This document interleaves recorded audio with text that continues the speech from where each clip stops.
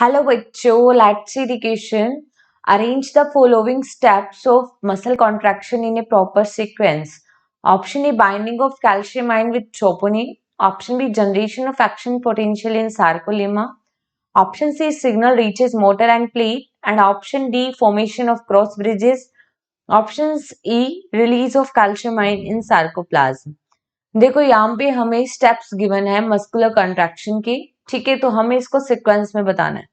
देखो मसल्स कब कॉन्ट्रैक्ट करेंगी, तो देखो जब न्यूरल एंड प्लेट से सिग्नल पहुंचते हैं, ठीक है, मसल फाइबर की प्लाज्मा मेम्ब्रेन पे, जिसे हम कहते हैं सार्कोलेमा।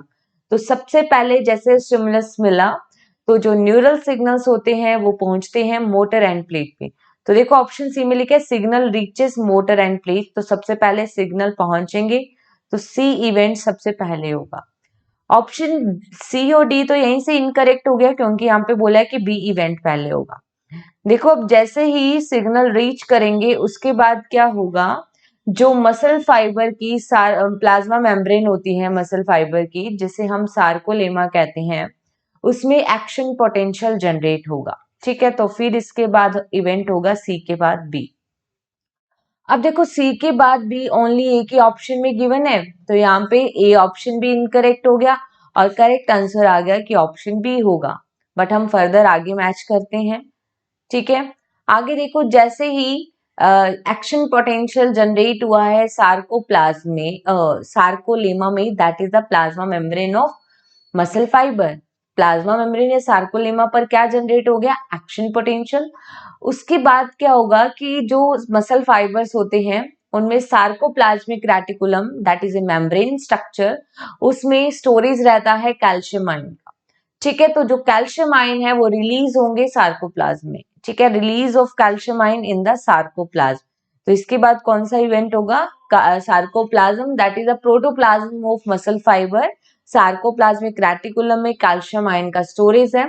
स्टिमुलस मिलते ही जैसे ही प्लाज्मा मेम्ब्रेन या सार्कोलेमा में जैसे ही एक्शन पोटेंशियल जनरेट होगा, सार्कोप्लाज्म में कैल्शियम आयन रिलीज होंगे।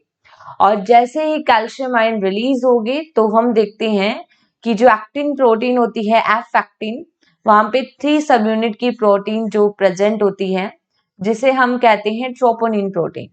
ट्रोपोनिन की 3 सब यूनिट में एक सब यूनिट होती है कैल्शियम आयन के लिए, ठीक है, कैल्शियम आयन बाइंडिंग साइट।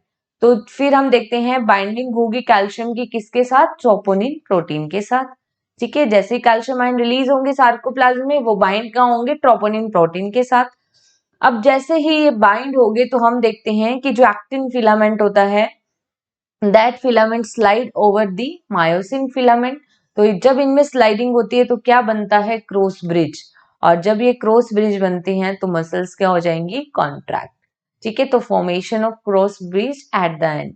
तो ये सीक्वेंस जो है बिल्कुल करेक्ट है, ठीक है, डी में लिखा हुआ है क्रॉस ब्रिज फॉर्मेशन। तो सबसे पहले C, then B, then E, then A and then D.